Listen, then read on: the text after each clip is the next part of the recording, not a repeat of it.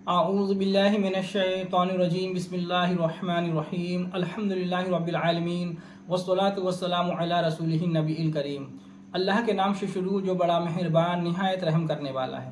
تمام تعریفیں اور خوبیاں اس شافی کے لیے جو تمام جہان کا پالنے والا اور شفا بخشنے والا ہے، جس نے کوئی چیز بھی بے فائدہ پیدا نہیں کی، اور درود پہنچے طبیب روحانی و جسمانی حضرت محمد رسول اللہ صلی اللہ علیہ وسلم پر۔ چمن نشا دواخانہ یوٹیوب چینل کے ناظرین کو خوش آمدید کہتے ہیں۔ میں آپ کا میزبان حکیم خورشید آپ کی خدمت میں حاضر ہوں۔ آج کا جو ہمارا موضوع ہے وہ یہ ہے کہ مزارات پر چادر چڑھانا کیسا ہے۔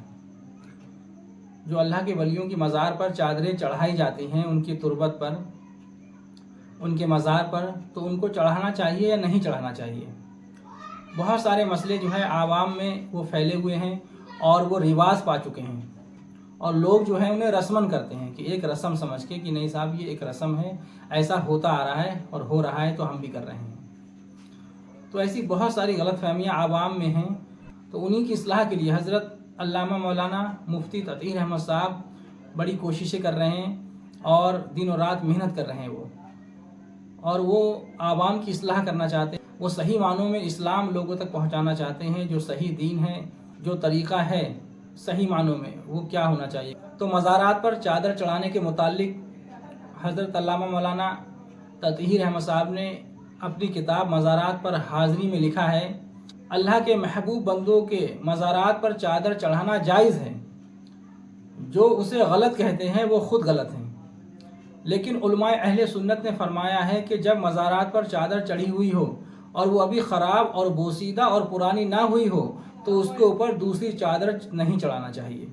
تو اس کے اوپر جو ہے دوسری چادر نہ چڑھائی جائے۔ اگر چادر پہلے سے موجود ہے، ایک ہی چادر کافی ہے۔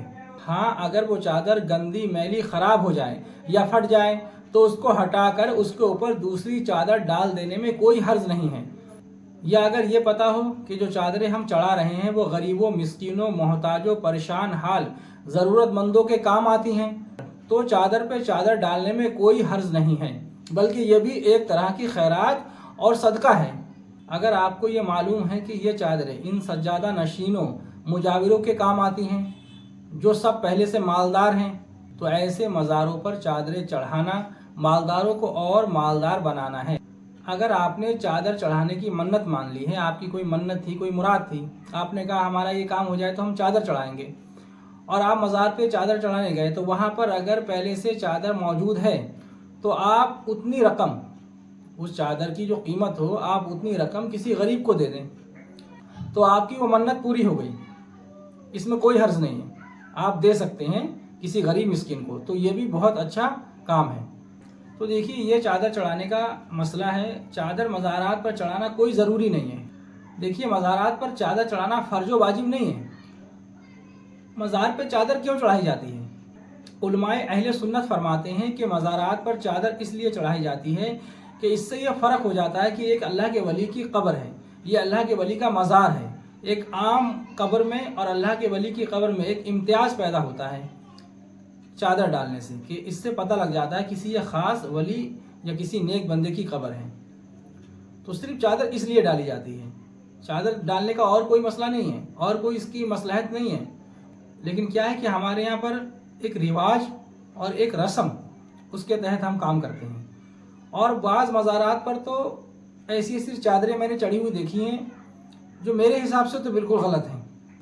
ان چادروں پر پورا قرآن لکھا ہوتا ہے، کسی پہ سورہ یاسین شریف لکھی ہوئی ہے، کسی پہ سورہ مزمل شریف لکھی ہوئی ہے، اور پوری چادر پہ لکھی ہے، اور وہ سر سے لے کے پیر تک پوری ہے چادر، اور قرآن کی آیتیں لکھی ہوئی ہیں، قرآن کی سورہ لکھی ہوئی ہیں۔